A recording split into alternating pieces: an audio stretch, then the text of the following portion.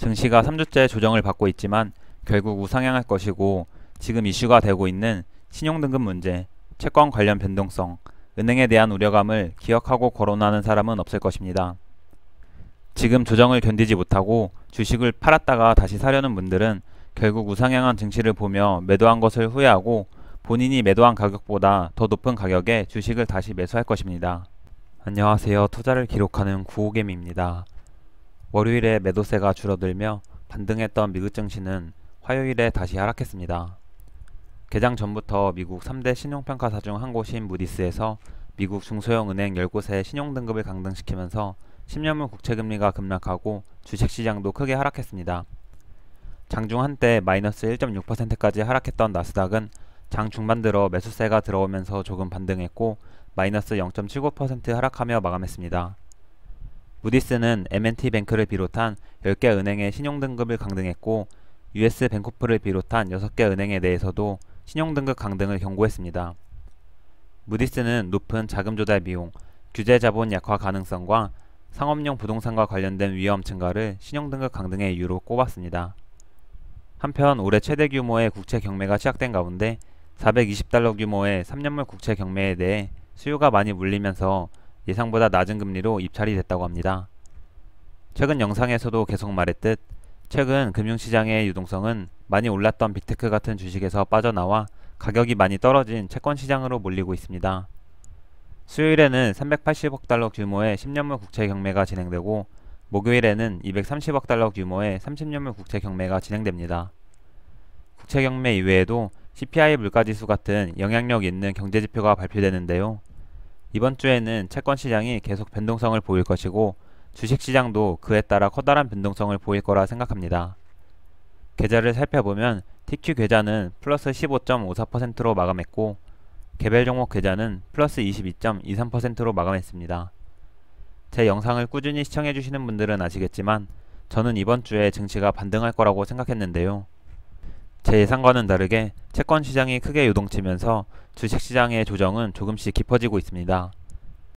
나스닥은 지난 7월에 고점을 찍고 3주째 조정을 받는 중이며 7월 고점 대비 4% 정도 하락했습니다. 저처럼 레버리지 상품에 투자하시는 분들은 나스닥이 하락하면서 계좌 수익률도 꽤나 줄어들었을 것입니다.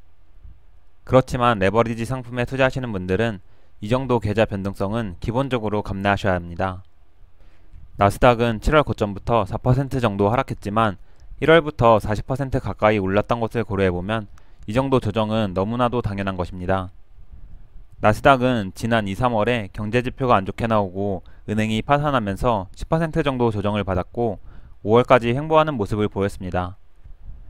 당시만 해도 베어마켓 랠리는 끝났다면서 경기 침체가 오고 제2의 금융위기가 온다라는 비관론이 가득했지만 나스닥은 그 이후 급등했습니다. 급등하면서도 미국이 디폴트에 처한다라는 말도 있었고 실적이 안 좋아서 폭락할 거다라는 비관론도 많았습니다. 시장에는 이런 노이즈와 여러가지 이슈가 끊임없이 나오고 하루도 조용한 날 없지만 몇 달만 지나도 사람들은 그 이슈를 다 까먹고 증시는 무슨 일 있었냐는 듯이 우상향하고 있습니다. 이번 조정도 마찬가지일 겁니다.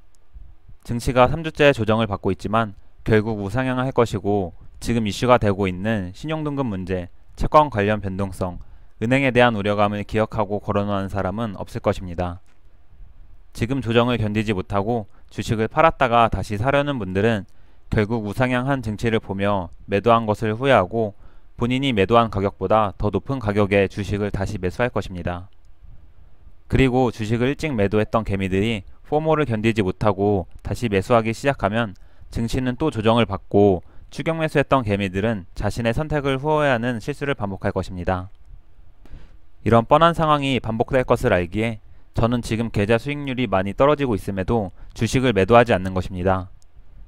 이번 조정을 계기로 시장은 또 한번 손바뀜의 시간을 가질 것입니다. 이번 조정을 위기로 보면서 적당히 익절하는 사람이 있는 반면 이번 하락을 기회로 보면서 신규 진입하는 사람들이나 추가 매수하면서 비중을 늘리는 사람도 있을 것입니다.